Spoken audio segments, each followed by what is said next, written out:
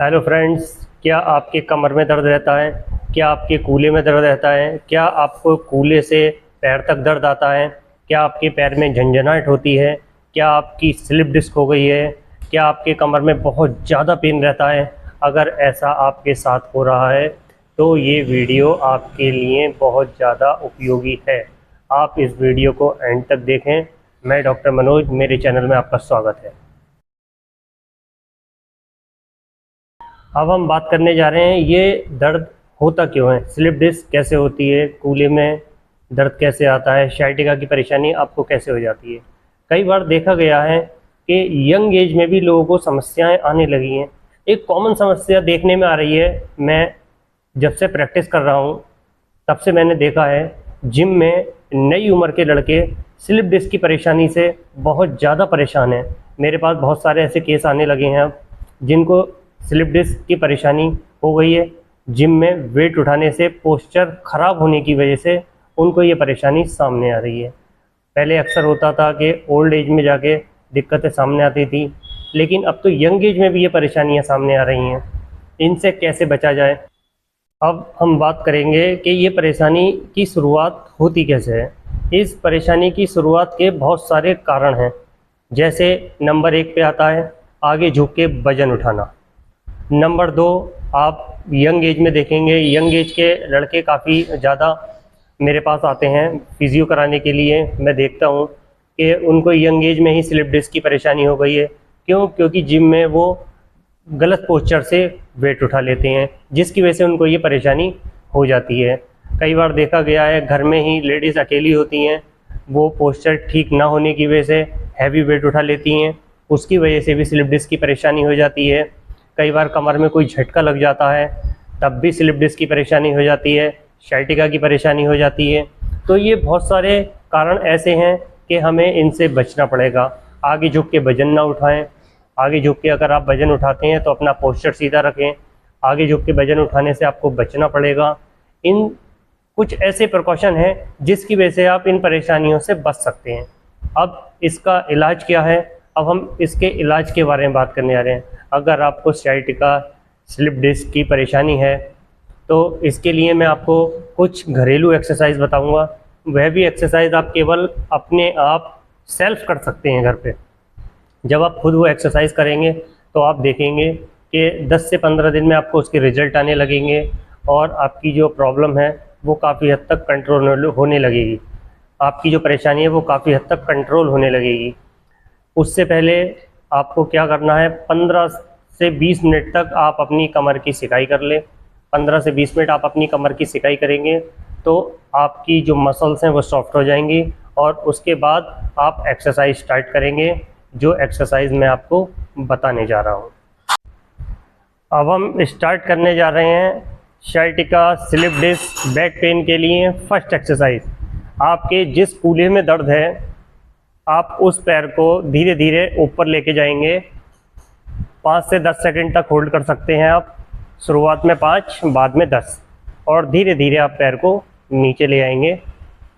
इसी तरह से आपको दूसरा पैर लेके जाना है। ऐसा नहीं है कि आपके एक कूल्हे में दर्द है तो केवल एक ही पैर की एक्सरसाइज करनी है, आपको दूसरे पैर को भी उसी तरह से ऊपर लेके जाना है और 5 से 10 सेकंड तक उसे भी होल्ड करना है। इस तरह से आप करेंगे तो दोनों पैरों की आपको बराबर एक्सरसाइज करनी है। ऐसा नहीं है कि आपके जिस पैर में दर्द होता है, कई बार लोग क्या करते हैं जिस पैर में दर्द होता है केवल उसी पैर की एक्सरसाइज करते हैं। ऐसा बिल्कुल नहीं है, आपको एक्सरसाइज दोनों की बराबर करनी है। अब हम बताने जा रहे हैं आपको दूसरी एक्सरसाइज। दूसरी एक्सरसाइज में आपको अपना पैर ऐसे मोड़ लेना है। जिस कूल्हे में आपके दर्द है उसे ऐसे मोड़ लेना है, जिस पे दर्द नहीं है उस पैर को आपको ऐसे रख लेना है और आपको अपनी कमर को धीरे धीरे ऊपर उठाएंगे। 5 सेकंड तक होल्ड करेंगे, फिर रेस्ट देंगे। जितनी देर आप होल्ड करेंगे उतनी देर आपको रेस्ट देना है। ऐसा आपको 10 से 15 बार करना है। जब आप एक्सरसाइज की स्टार्टिंग करते हैं, शुरुआत करेंगे, तो आपको ऐसा 10 से 15 बार ही करना है, जिससे कि आप आराम से एक्सरसाइज कर पाएँ और धीरे धीरे टाइमिंग के हिसाब से आप उसको बढ़ा सकते हैं। अगर आपको पेन कम रहता है तो आप शुरुआत में भी ज़्यादा कर सकते हैं, लेकिन अगर आपको पेन होता है तो आप धीरे धीरे उसको बढ़ाएंगे। अब हम बताने जा रहे हैं आपको तीसरी एक्सरसाइज। तीसरी एक्सरसाइज में आपको पैर अंदर की तरफ मोड़ लेना है। अब आपको अपना हाथ ऐसे लगा के आपको अपने चेस्ट की तरफ लेके जाना है। 5 से 10 सेकंड होल्ड करेंगे, फिर आप सीधा कर देंगे। ऐसा दोनों पैरों से करना है आपको। 5 से 10 सेकंड होल्ड करेंगे, फिर आप सीधा कर देंगे। ऐसा करने से आपकी जो कूल्हे की जो मसल्स हैं वो इम्प्रूव होंगी, यानी कि स्ट्रॉन्ग होंगी, और जो आपकी साइटिका की परेशानी है, बैक पेन की परेशानी है, उसमें आपको धीरे धीरे रिजल्ट मिलने लगेंगे और इस बीमारी से आप छुटकारा पा लेंगे। अब हम बताने जा रहे हैं आपको चौथी एक्सरसाइज। चौथी एक्सरसाइज में आपको अपने एक पैर को दूसरे पैर पे ऐसे रख लेना है और धीरे धीरे आपको प्रेस करना है। 5 से 10 सेकंड होल्ड टाइम सारी एक्सरसाइज में आपको रखना है, और ऐसा करने से आपको स्ट्रेचिंग महसूस होगी, और जो स्ट्रेचिंग होगी वही आपकी मसल्स को इम्प्रूव करेगी। ऐसा हमें दोनों पैरों से करना है। ऐसा नहीं है कि आप एक ही पैर से एक्सरसाइज को करें, एक्सरसाइज आपको दोनों पैरों से करनी है। अब हम बताने जा रहे हैं आपको पांचवी एक्सरसाइज। पांचवी एक्सरसाइज में आप उल्टे होकर लेटना है और अपने पैर को सीधा करके ऊपर की तरफ उठाना है।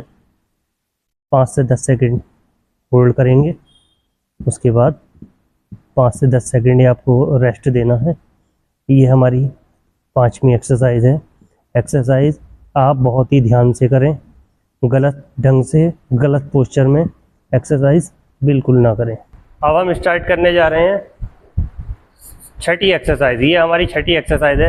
आपको धीरे धीरे अपने पैर को ऐसे आगे की तरफ प्रेशर डालना है। आप देखेंगे आपकी जो थाइस की जो मसल्स हैं वो इम्प्रूव होंगी, और इससे आपकी sciatica, slip disc, back pain जैसी समस्याओं से आपको छुटकारा मिल जाएगा। ये आपको दोनों पैरों